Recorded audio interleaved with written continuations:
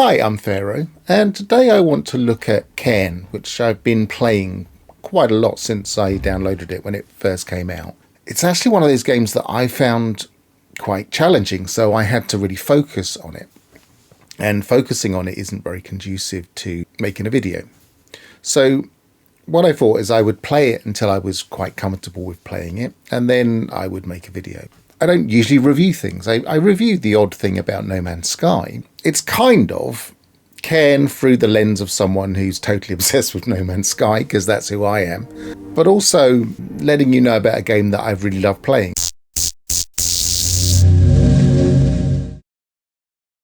So what I thought I would do, I'd start a new game and I would just kind of talk about it. I think it takes a few people by surprise when they play it, to be honest, because I've watched a few streams of it as well, and people maybe don't fully expect the story that's there. Then they don't necessarily enjoy the story, some of them. So anyway, let's get into it. So there are 3 difficulties, and there's Explorer, in which you can pretty much survive anything. If you fall, you can kind of put yourself back on the wall. Progress is automatically saved, and in general, it's a much easier, almost like a tutorial version of the game. Alpinist, which is the basic game, and the basic game is climbing up the mountain with the help of things like ropes and the climb bot, which we'll get into. And free solo is ridiculously hard in my opinion, because I don't really have an awful lot of background in climbing. I watch it occasionally as a sport. Competitive bouldering, I quite enjoy watching that, and it didn't really give me many clues as to how to play this game. So if you're in a similar situation to me, you think, oh, this is an interesting game, it's a little bit like having a go at bouldering. Well, it's not necessarily going to help you if you've only seen bouldering. To touch eternity. So I'm not going to go too deeply into the story at the beginning. I'm just going to review how the game works and what it is, and then maybe at the end of this video I will give my opinions on the story, because that's one of the more controversial elements of it. But this that has just flashed up in front of us is the beginning of that story, and I'll go more deeply into what's going on there later. And I'm going to skip all of the cutscenes here, and I'm just going to do a couple of things. First of all, we start off in this gym area. There are a few boulders that we can basically test ourselves on. The tutorial will take us through those, but I turned off the tutorial elements. This is a brand new patch that came out yesterday, so I'm expecting to see a couple of different things that might either work better or not work better in the nature of patches. There's already been one bug that we had to try and iron out. I was in the Discord helping them try and iron that out.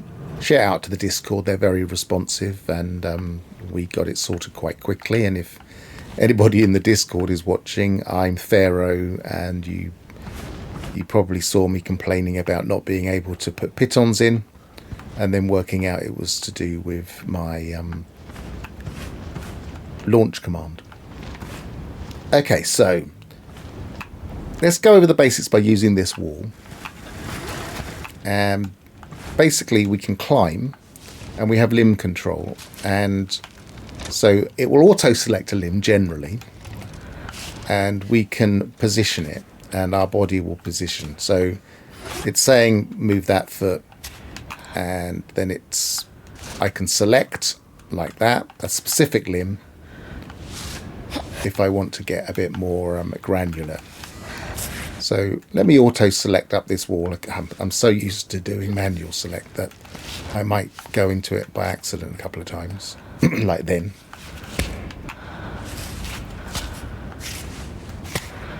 And as you can see, the character, Ava, gets into lots of different situations. We can really twist her up if we wanted to, but that would be stupid because we'd fall off the wall. And it's a very basic system. It's very clever. We'll go into just the basics here to start with.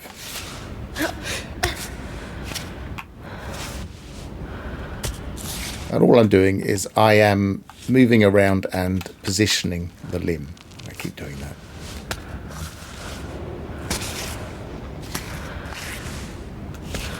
And then eventually, as in bouldering, we have to top out. It doesn't have a full top out system, which I find a bit odd.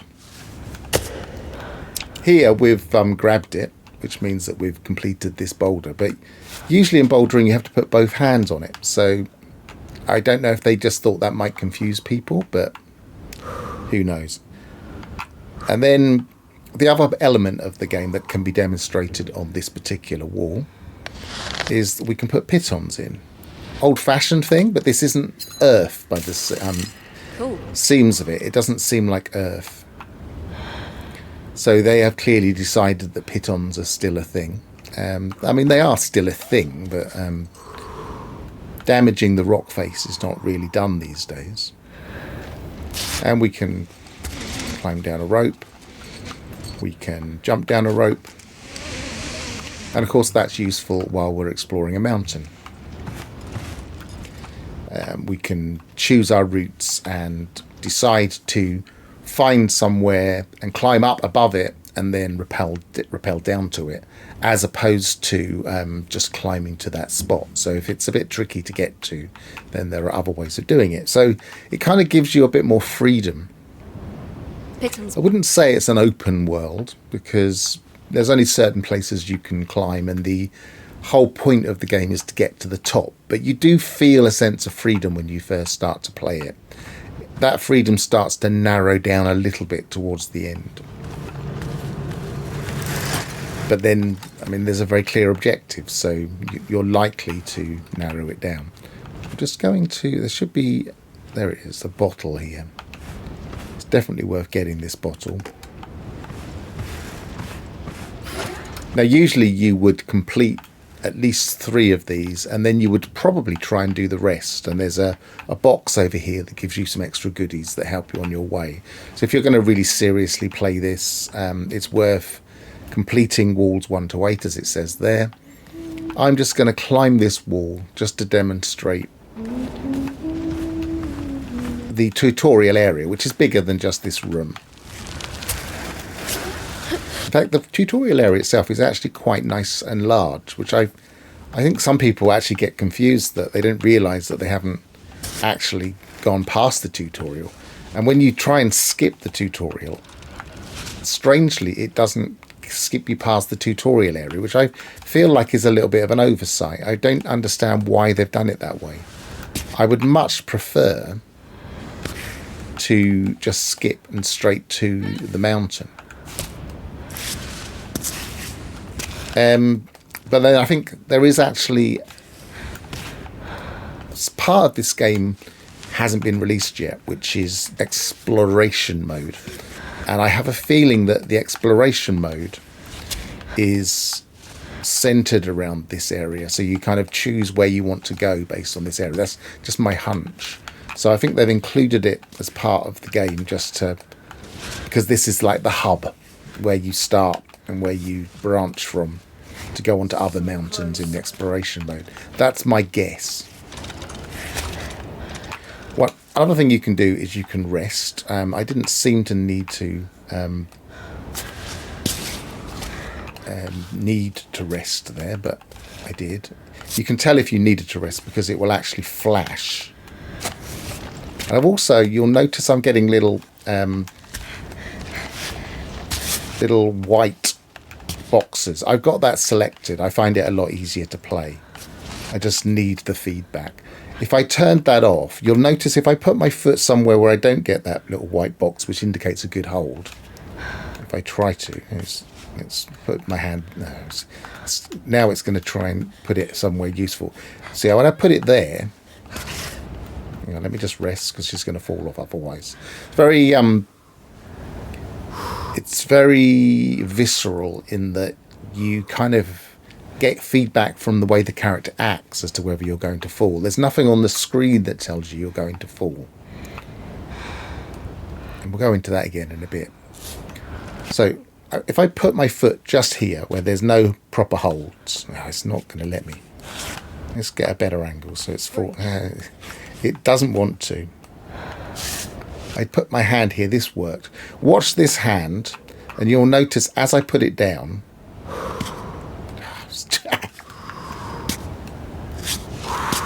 It doesn't want to. There. You see little tiny pebbles. If we go into more clear mode, maybe, you'll notice when I put the hand down. Do it again. I think I have to stretch to do it. She doesn't want to. She's too attracted to that hold.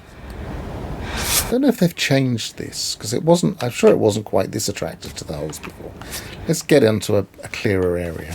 But anyway, you'll see little pebbles. If I didn't see it that time. You can see them. You can hear them, especially. And so when you put it on an actual climb spot, you can hear that chunk. And when you put it somewhere else, you get the little pebbles falling and a little sound of pebbles. And so you're getting kind of feedback.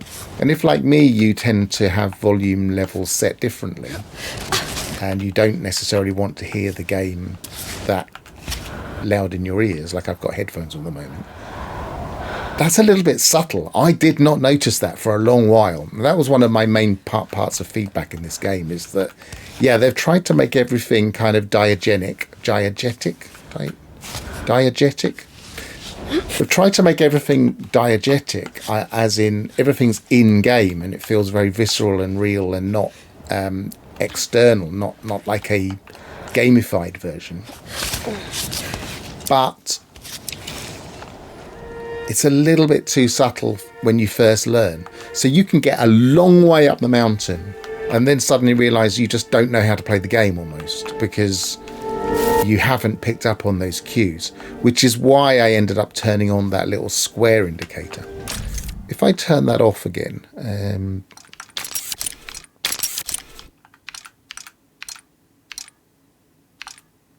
it's not controls, is it? It's probably gameplay.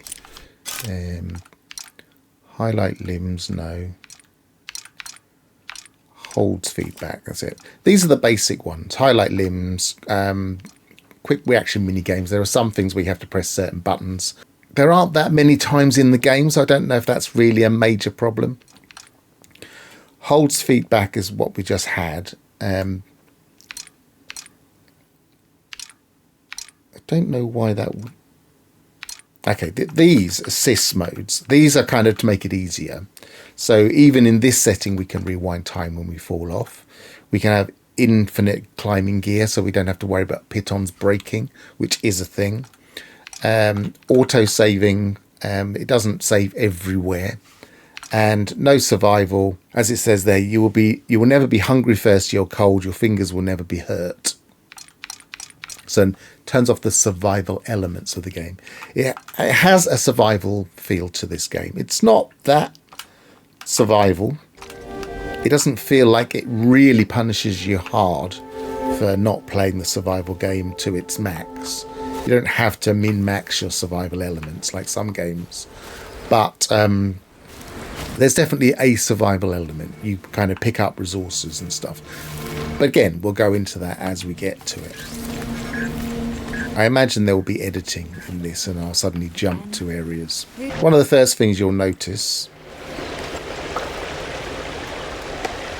is you can drink.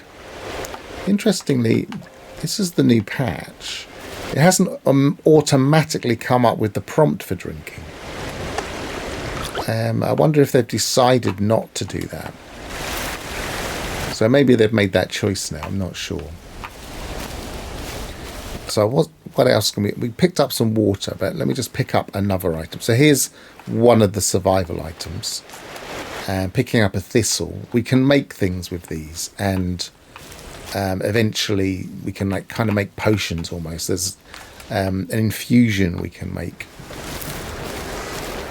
So these things can help us with buffs and different resources. And then if we go into the save, that's not come on screen either. That's interesting. Let me just have a quick look in my settings. Now it's come on screen. I wonder if it's because I stayed there for long enough. I think that was bugging out. Because now if I walk over here, I bet it comes up with the drink. It does. Maybe you need to report that because that shouldn't be happening. Anyway, so let's go to the save.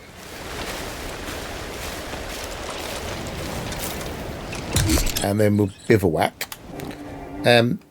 This is kind of the core to the survival game. We can cook. So, for instance, we could add some clear water to some dandelion, and we could make cooked dandelion, which I don't really want to do, so I'm going to cancel that. Or we could add some noodles to water and cook some noodles, and then we could eat that. And that will give us various buffs. And you can see what the buffs are for just, say, these dry noodles at the moment, like 5 loss of health because they're dry noodles, plus 10 to food, and which nicely shows a stomach for some reason, a very weird choice, and minus 5 to water because they're dry. So we will get drier. We will start to dehydrate. Then we can tape our fingers. That becomes a consideration in the game, keeping your fingers in decent condition. You can get a hurt hand if you don't look after that. Our grip's not as good. And then we have a backpack, which is literally just shove things in. We can shake it up, move things around. We can eat things like I just did, which was horrible, of course, because it's dry noodles. And we can compost things. That was just the package from that. And then we can pick things up, and we can move things around.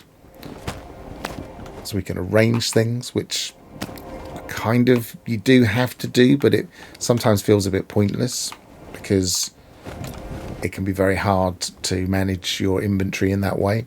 But I really like the method. Some people don't like this. I really like this. It's a very diegenic, in-world way of managing things. I quite like that. It's all about kind of immersive elements in this game, and I'm not a big immersion person, but I feel like it does help make the game more visceral, what makes you feel a little bit more kind of involved, which I guess is a form of immersion. I think there are different definitions of immersion. I don't think everybody would call this game immersive. You can also sleep. If you've got broken pitons and you've got 2, you can make 1 new one. So if you've got 2 broken ones, that can turn into 1 that you can use. What else? We have a weather barometer, which I've hardly ever used because I don't really feel like it helps much. You can climb in rain, for instance, or wind. Yeah, I think that's about it. The top left-hand corner, as you can see, the top is a health bar. And then we have our food, our hydration, and how warm and cold we are, which we can manage as we go along. There are a couple of other buffs like grip and grit, which protects those things. Certain potions and foods might give us grit, which stops those things from going down in certain circumstances. Not all circumstances.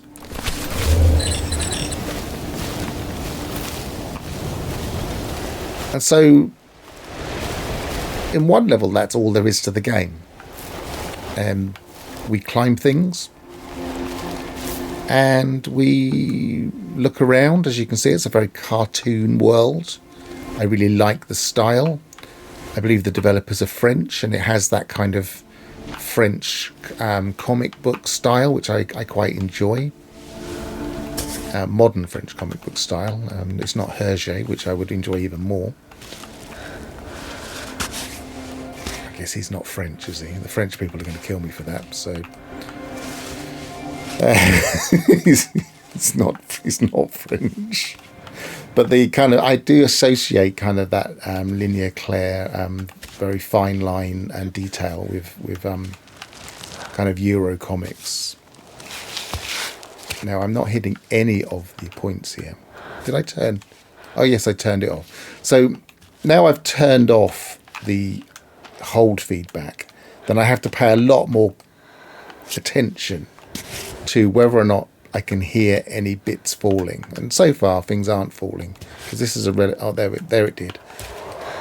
So this is a relatively simple climb, really. Now, one of the things you can't see is that every single limb has stamina. And I'm kind of straining. See, I strained that leg and now they're shaking. And so I have to be very careful as to where I place things. And I can rest, and that flash gives me feedback that the rest is working. There are two different colours. There's, I think it's blue and green. And they're quite subtle. They're not very dissimilar, to be honest. And there's another way you can rest, which I'll try and demonstrate if I wear her out again. And again, it's not clear from the tutorial. It's not clear from the game. And they have made this a little bit more obvious. So we'll see how much more obvious it is when we get to it. Come on. Now I'm going to fall because I'm not paying attention. And this is one of the reasons I didn't stream the game. Because it's so easy to not pay attention while you're talking. Now listen to her.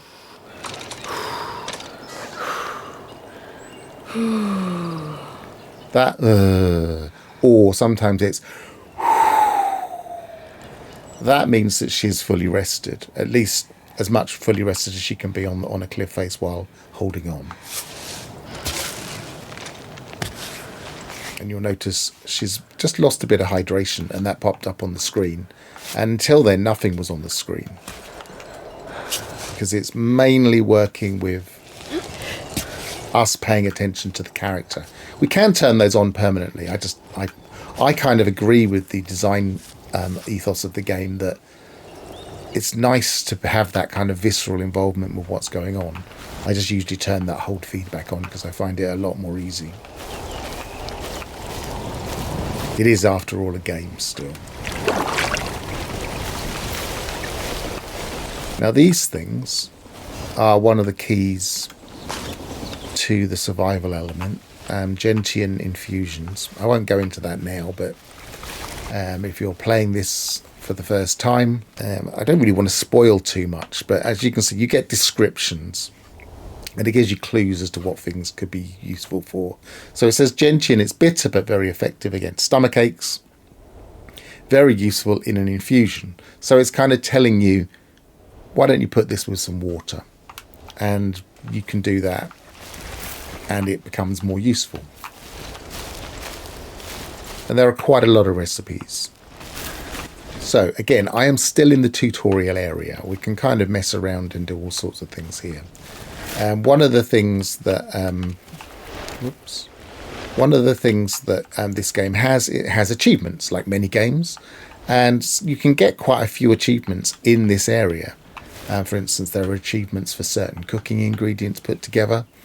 There are achievements for, let me just go into here.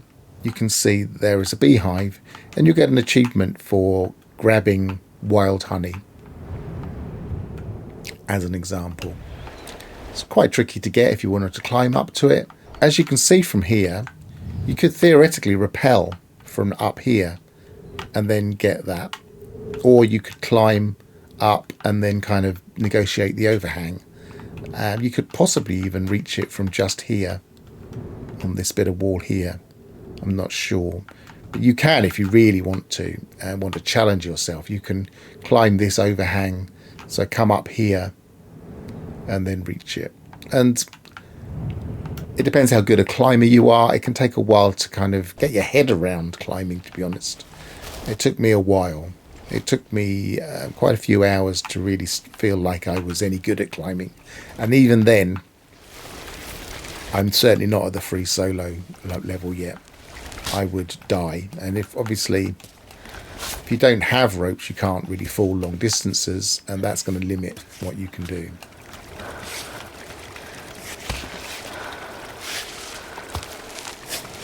See, that's such a subtle sign, that little. So that's 3 bad holds there.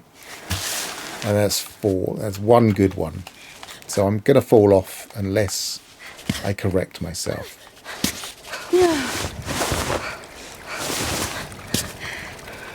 And so now, as you can hear, she's breathing. I'm going to move her.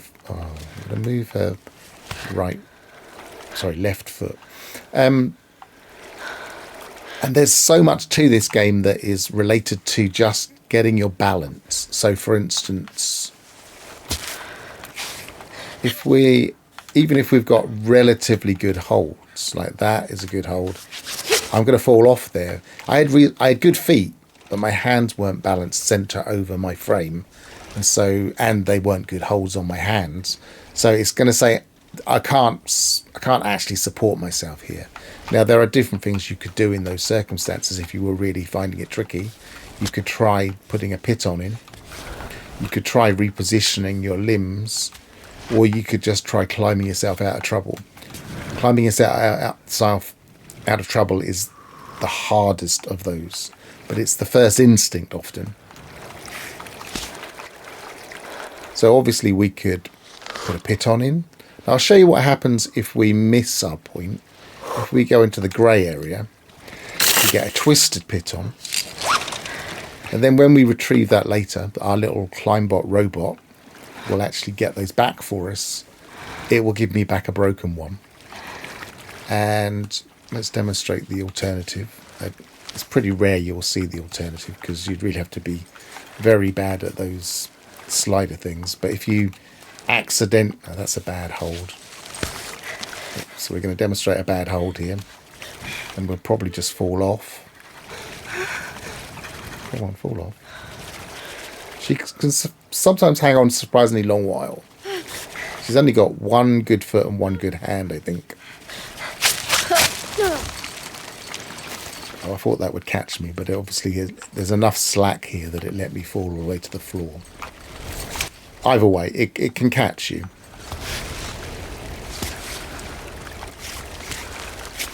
Bad hold, bad hold. That's better. Bad hold, that's better.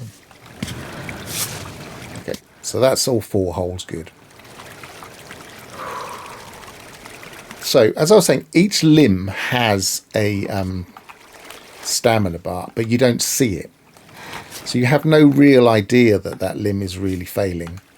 It doesn't kind of do anything other than start to shake when it's really under strain. So if I put that foot there and then try and lift myself up on it, and then I stay there for a while, that leg will probably start to shake. Put that foot ready to go on here. It's not going to do it now. Again, we started from a full stamina on the floor, so my controller's shaking. But if you don't have controller feedback, not sure.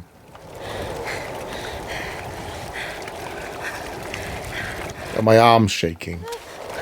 Okay, so possibly my arm was showing the stamina more, and I couldn't see it in that position.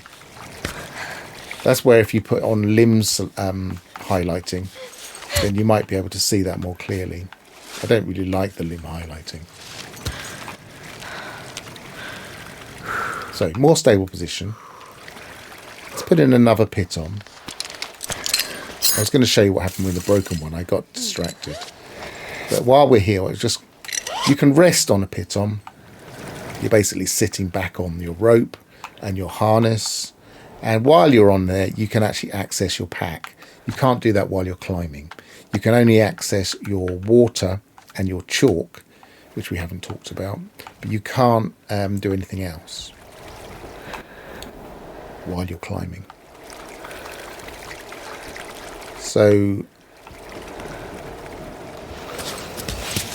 when you come off, you tend to go back to where you were, which is a bit weird, but I think it's just like an anti-cheating mechanism. You could kind of piton your way up the wall, I guess. You kind of go back to where you were. You can also jump off.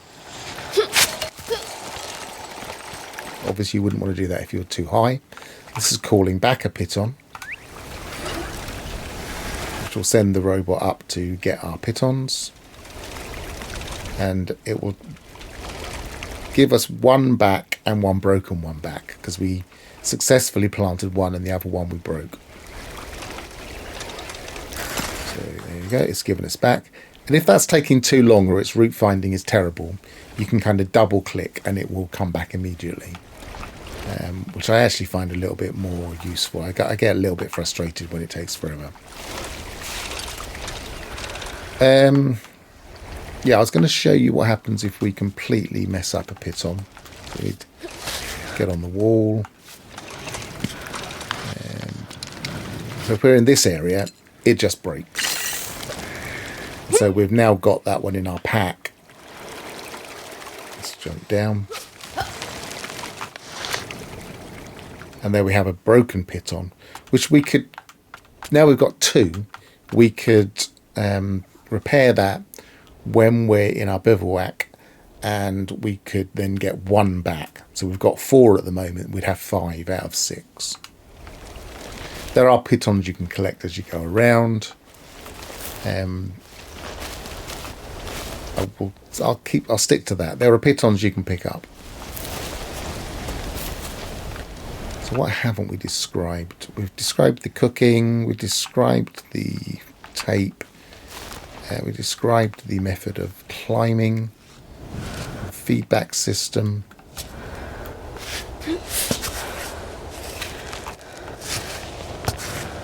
Let's climb up a wall just to demonstrate. I mean, you saw me climbing up a wall earlier, but you weren't paying attention potentially to the things I hadn't told you at that point. My selection is not working properly. They might have changed the timing very subtly in this patch.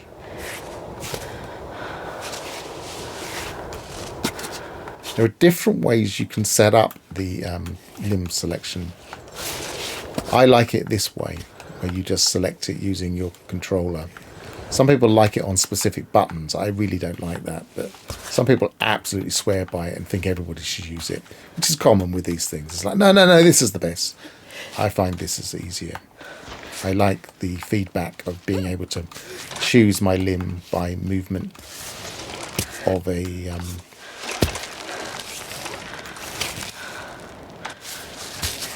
stick. It's a very controller friendly game. Come on. You see, I just climbed myself out of that problem. I should have put a piton in, but sometimes if you try and put a piton in, it will right, I'll rest. See, that was green, so that's probably more tired than the blue earlier. If I rest, I can still hear her breathing. I don't know if she's going to do any... Yes, she starts with a deeper breathing.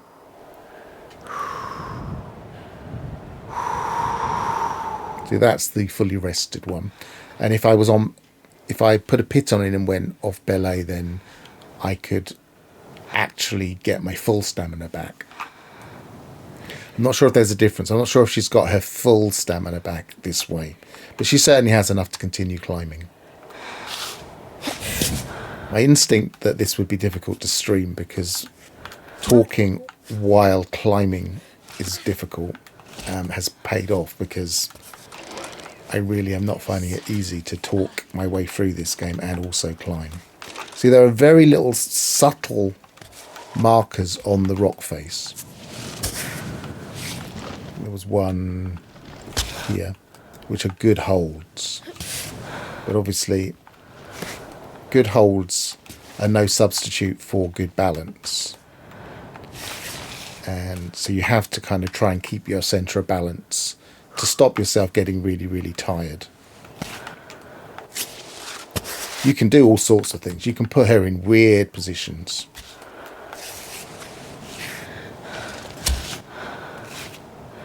But it's not wise to hold them for that long, because you'll start to get stamina drain.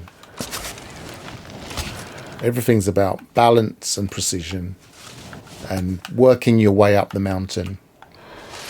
Ideally, paying attention to where you're going and working out your route before you start going up the mountain, or at least looking ahead. And you can do that. You can I keep pressing the wrong button.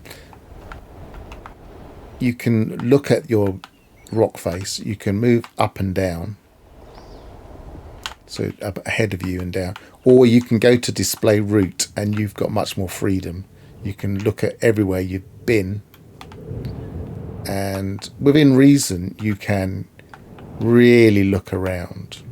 So like this would almost be a spoiler that this is where you finish at the top, and that the mountain's over there that we're supposed to be climbing. And you can even, if there are caves, you can kind of have a little nose inside the cave, little things that you really shouldn't be able to do. It's a little bit too free, but I quite like that. It's up to you if you want to spoil yourself. You might think, oh look, there's a cave there, and then kind of go all the way inside it and have a look to see what's in the cave. Or you could resist doing that. That's kind of up to you. They've given us the freedom to choose how we play this game.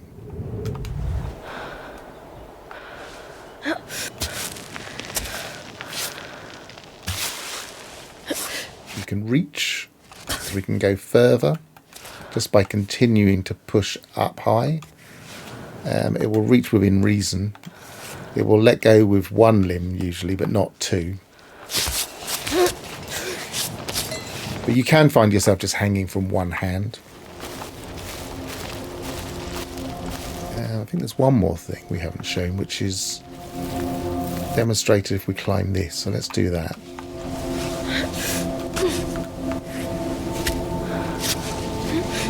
I'm also getting out of the habit of putting pitons in, which is probably a bad idea. But I guess if I'm ever going to get good enough to play free solo, I do need to be a little bit more careful. I'm not being super careful, but...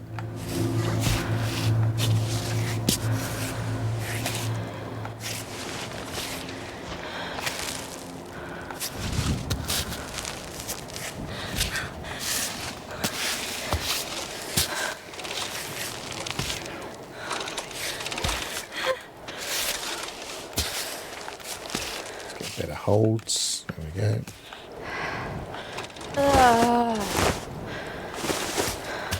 I will put a piton in here because it's a long way and we could easily die from here.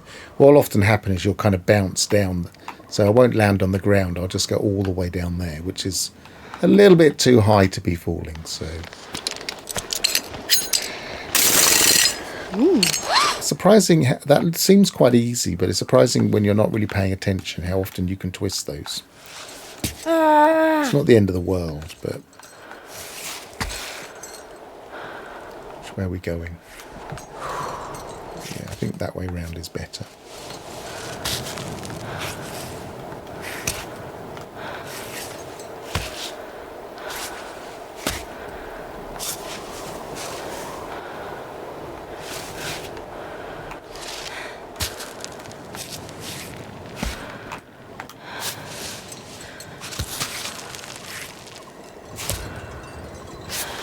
Can't get a good handhold here.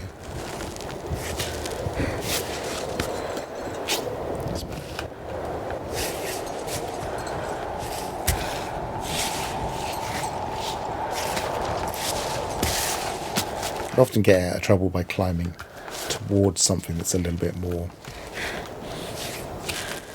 stable, like that. Come on, put your foot better. Better. So here, it's telling me I'm dehydrated. And I am running out of water there. So I will quickly have a drink. And it's all on the left, right. It's all on the D-pad, basically. And there are two sections of the D-pad. We can do that. So if we go left, we can drink. Right, we can chalk up, which I should probably be doing. Down, we can look in our pack, but we can't at the moment. And pitons up. And then there's another menu. If we hold, in my case, the left trigger, we can turn the light on. If we're on the ground, we can take a nap. We can look at our hands, and we can look at the barometer. Oh, yes.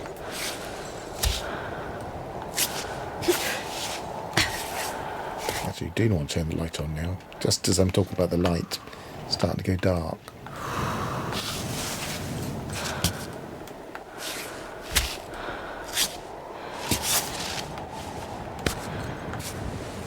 I'm going to focus in a little bit. And again, one of the problems of the game, if we were going to stream it, unless you're really, really the kind of player that plays a lot of different games and have got used to streaming games you don't fully know how to play, I feel like this would be really difficult to both talk and master at the same time.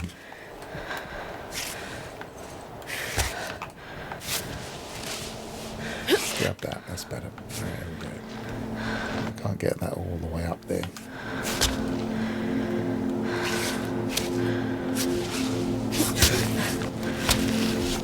A little bit like in No Man's Sky when you get Builder's Hush. I feel like you get Climber's Hush. And you're focusing in on what you're doing.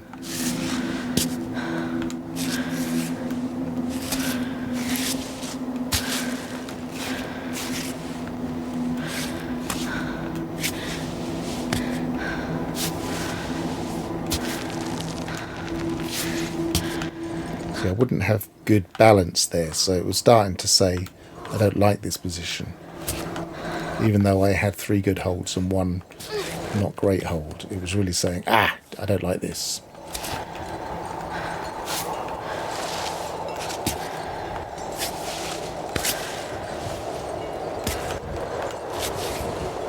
I would usually put a pit on in here, but I'm reasonably familiar with this wall, believe it or not. Even though it looks like I'm making a meal of it.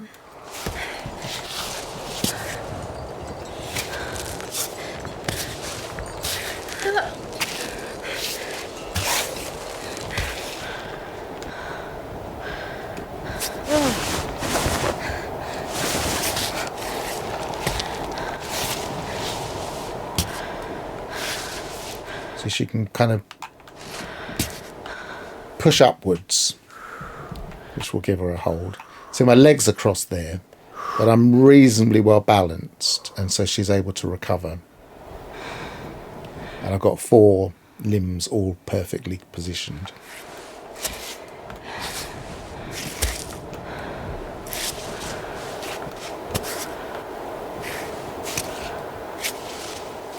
This is one of the things that I find it almost like a criticism of the game. In fact, one of my feedback for this game and to the developers when I posted on Discord was I do feel like you can get a long way in this game without really fully understanding some of these feedback systems, and that's not fun to suddenly discover when you're kind of clinging to the side of a mountain and you've got a long way into the game that you really haven't fully understood everything, and you're running out of resources, and your food and your drink are suddenly required, and you don't have enough of them now, and you kind of feel like you've kind of almost soft-locked yourself. You can go backwards, but it's not fun to suddenly feel like you have suddenly understood the game. Let's eat something here.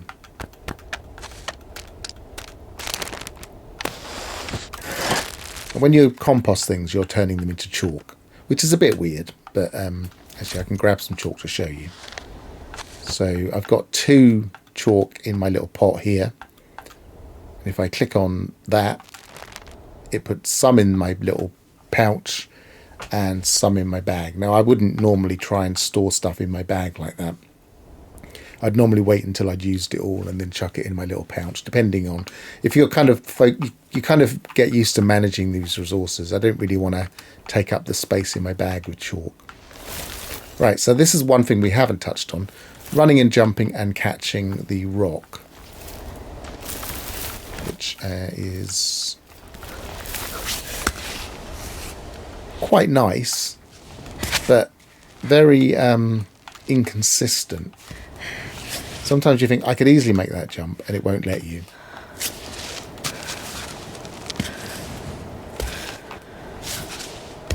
And I did that without any protection, which was a bit mad. But again, I'm reasonably familiar with this tutorial area. I've completed this tutorial area a number of times in different ways.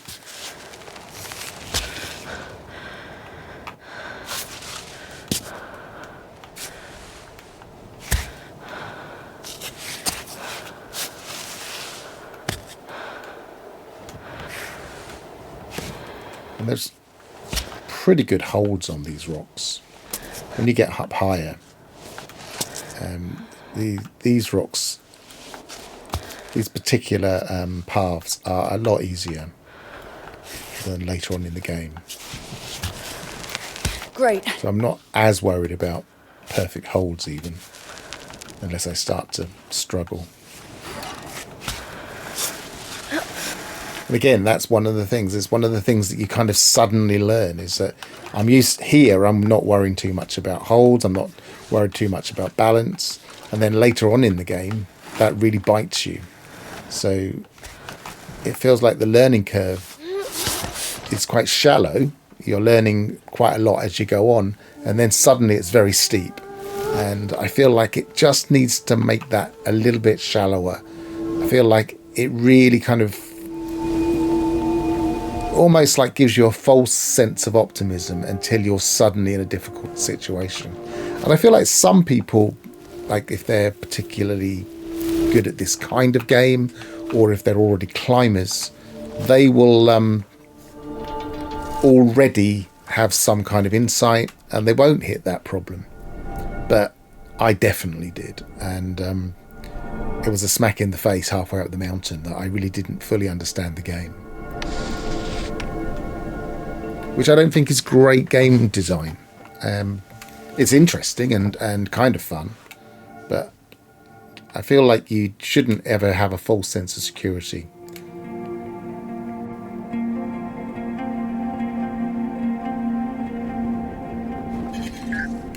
I'm skipping through all of the story elements.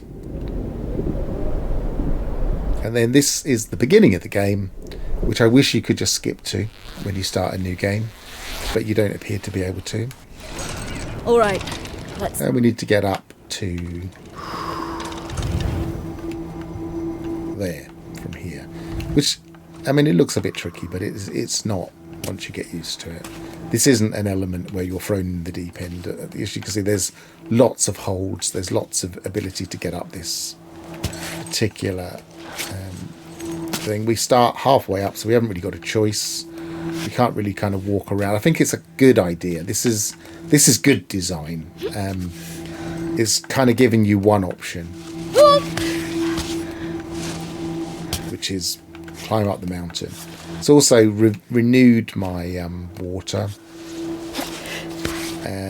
It's actually a little bit of a tip, is that if you've made some potions and things, then maybe transfer them to bottles other than your main bottle, because it will just renew this one. It will just put water in it, so you kind of lose some stuff, which is a bit frustrating, but it kind of makes sense.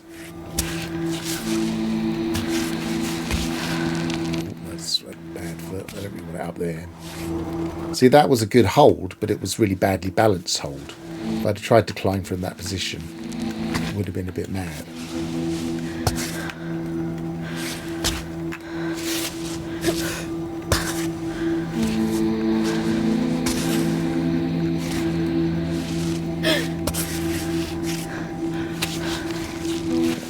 Hold, but with other limbs are okay, and we'll stretch out a bit anyway. There we go.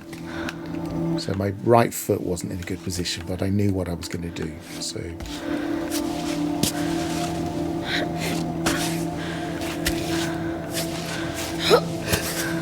see, that was a bit of a stretch and a bit off balance, but again, I knew why I was doing it.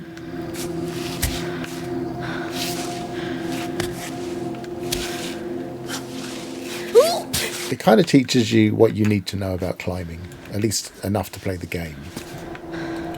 I don't feel like I could go and climb a mountain now, but I feel like I've got a little bit more insight into the boulder. Oh, put your foot there. That's better. I feel like I've got a little bit more insight into the bouldering I enjoy watching.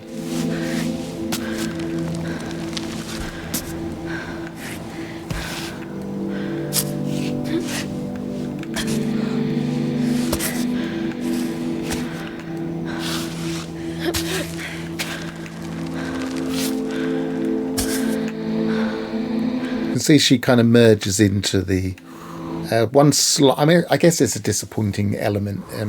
It would be very, very difficult to have every single kind of limb position for every single possible hold you could get into. But I mean, that hand there, that looks quite nicely realistic. She's wedged her hand in, but she's wedged her fist into that hole, and her wrist has gone into the mountain. It doesn't bother me. It's just a fleeting thing. But it is a reminder that we're playing a game. I need to focus here.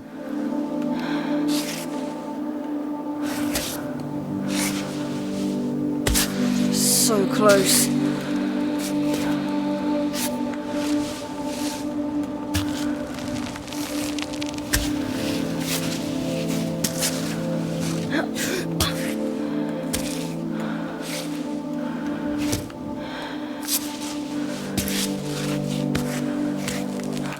I guess you get an idea of how the game works while I'm just kind of focusing and playing. I'm not super fast. I mean, I'm sure some people could just run up this mountain. And I've seen some ridiculous speeds for speed climbers that have done this game in very short order. I have no idea how they managed to have that good a ability, and I will probably watch a couple at some point now that I've played the game to completion and have kind of platinumed it. And we don't get platinum on Steam, but I've done all of the achievements now, so there's very little the game can be spoilt for me now. So I might watch to see how they do it, just how good they are. I thought I'd play at least to the credits, because the credits are really nice. We've got the ability to look around, the nice art style of the game, and we can walk across, and they've timed it very well in that there's the sun and the moon. Well, I think you see the moon occasionally, but the sun is moving over to replicate a day and night cycle, and they've timed this so that you usually get to this point just as the sun's coming up. You see the top of the mountain we're going to. It starts to illuminate this walkway. It's really nicely done credit sequence. So here we am at the first save point in the real game, and Perfect spot. Where do I start? I'm going to finish up there for the actual main review of the game. That's how the game works. I don't want to spoil it in this. I might maybe stream a version of this at some point when I feel a little bit more confident in my ability. I'm getting close to that. I think I can almost talk and climb at the same time. But as I said before, my channel is not really aimed at a Let's Play videos. It's more No Man's Sky focused. So, I mean, let me know if you're interested in watching it. If enough people are, or even if only a few people are, I might have a little stream of it at some point. Certainly a very beautiful game. I find it quite relaxing at times. But I also found it incredibly stressful at times, to the point where I was really kind of in the game, kind of holding my controller very tightly. And that is not necessarily healthy for me, because I kind of can get into situations where I'm too deeply in a game, and it's an enjoyable experience, and it's a testament to how good the game is. And I would certainly say this game is amazing. I really love it. I really got into it, maybe a little bit too much. And if you're into that kind of thing, these kind of intense but some visceral experiences, then this could be a game for you. So give it a try. It's not too expensive. I don't remember how much it was exactly. It's not really that kind of review where I'm going to give it scores and tell you how much it costs. You can find those things out. You can wait for it to be cheaper. I don't know. It's not fully released yet. There's still a mode to be released. So this is kind of the first release. There will be another free update, which I expect to have an announcement of reasonably soon. They've been talking about making an announcement early April. So we'll see. I may stream it then when the expedition mode comes out and we'll explore together. But until then, I'm going to finish off this part of the review. Then I'm going to have a few details about the story. So if you're not really wanting to be spoiled on that, then this is probably a good time to go. And if that's the case, then travel well and goodbye for now. And if you're still here, you may have actually started to play this game.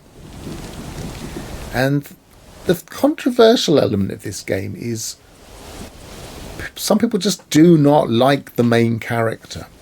The main character is Ava. She's a very driven climber. She has left her girlfriend at home to come onto the mountain. Her girlfriend's clearly worried about her, but she's not communicating back with her. She has an agent, an incredibly annoying agent, which is part of the kind of psychology of the game, I think. And she doesn't communicate with him. It's never specified that she's unable to communicate with either of these people. She has broken her camera. If I go into my backpack, she's got a camera in her backpack and it's broken. We can only compost it. So there is an element that we can't send back photos, but it never says that we can't send back voicemail. And we don't ever have the option to do that. So she can come across, I think, to some people as very unlikable. I don't see that. I quite enjoy her character. I feel like she is here for a purpose. You get that perspective at the beginning. It says she wants to kind of touch the void kind of idea of the game. She wants to feel at one with the world. And she doesn't want all of that nonsense. But that nonsense is necessary and was necessary for her to become a world famous climber. And she has now got herself into the position where she can climb a mountain that nobody has ever managed to climb before. And she's got sponsorship for it. But she doesn't actually care about that element of things. If this was all she ever did, if all she ever did was climb this mountain and then all of her sponsorship just fell apart, I don't think she would see that as a problem because she's focused. She wants to get to the top of this mountain, which I haven't named, but it's called Cami. And it's kind of a mother goddess feel, I think, to the mountain. And there are some elements of this game that make you feel like there's a deeper message going on. So we really will be getting into spoiler territory now. But as you climb, you come across the troglodyte culture. I think it mentions them early on, right on this notice board right at the beginning. Let's have a quick look. If it doesn't, it does soon after. No, it doesn't yet. You start off and you basically get kind of basic information. So this board doesn't tell us much about troglodyte culture. Part of the mechanics actually that I didn't talk about, all of the information we just saw will be kept here and we can look through it. We've only got the climbing practice one there, which is the important one. It will only keep the things that are useful for the game. So where was it? Yeah, so we find out about troglodyte culture, which are the people that were living on this mountain. And it very much feels like they were not necessarily fond of climbers. One of the reasons for that is because it seemed to erode their culture almost to nothing. So there are no more troglodytes on this mountain. The fact that their culture was being eroded by the climbers coming and talking about the outside world is possibly the reason why they were not particularly happy about people. But I feel like there's something there about ascension and descending, and kind of their culture was very focused on the mountain. It clearly had a thing about the summit being kind of a method of ascension. but the culture has now eroded to the point where people are no longer on the mountain, and they've gone down to what they call the flat world. And so there's kind of a story there about ascending to the heavens or descending back down to earth. And Ava feels like she is on a path of ascension, ultimately. So the mountain is partly a metaphor. She is... it doesn't talk about particular religions, but there's clearly a religion there.